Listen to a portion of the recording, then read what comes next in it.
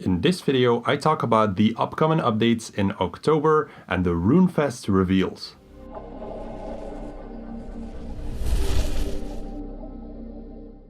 Hey guys, it's Divine from Merch.com with BTS Merchanting Review number 37. I've had an incredibly busy month with a lot of traveling, and October looks like it'll be the same. I hope merchanting has been going well for all of you. Remember that my PM on merch is open for merchanting questions, some of which I turn into videos in the Ask Merchanting Questions show. Now before getting into October, a quick word on the Lost Grove update. I thought it was an interesting approach to offer 3 monsters with different reward structures. More XP and little GP, a bit of both, or little XP and more GP.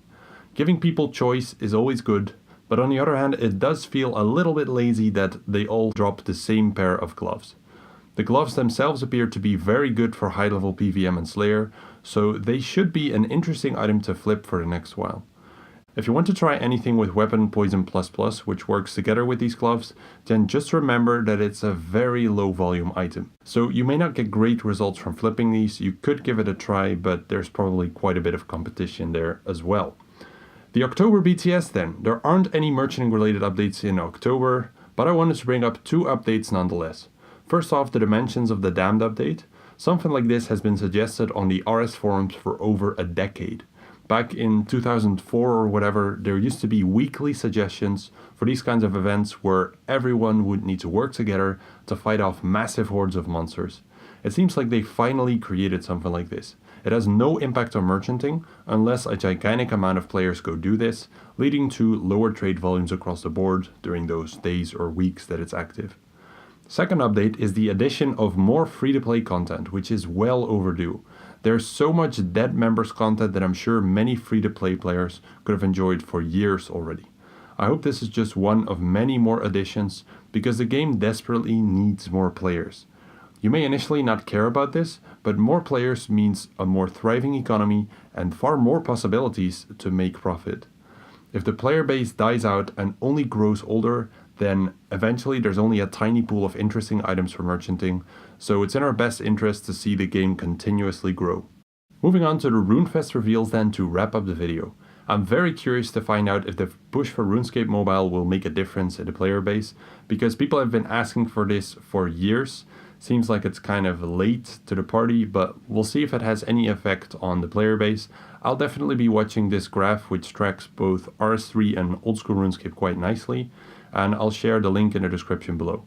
Old school RuneScape, as you can see, has been doing amazing all year and is now at almost double the average player base of RuneScape 3, which is still declining very slightly in the long term. It's also good to see that they changed Runefest from hand-waving about vague update intentions to only talking about what they're actually doing.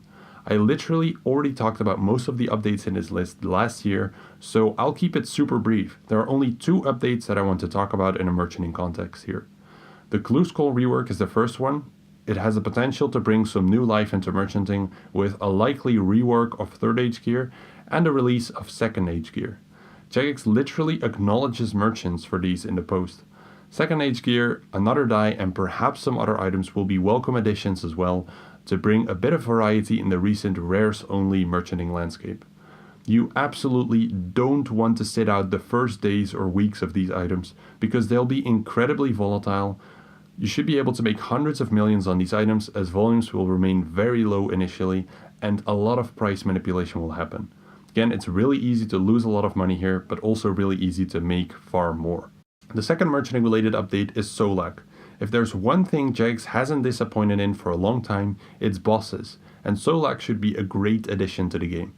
The mechanics sound very cool, and the drops were of course predictable because we were missing these items still, but you'll definitely want to invest in the highest level gear, and I know that at this point in time that's pretty difficult for a lot of people.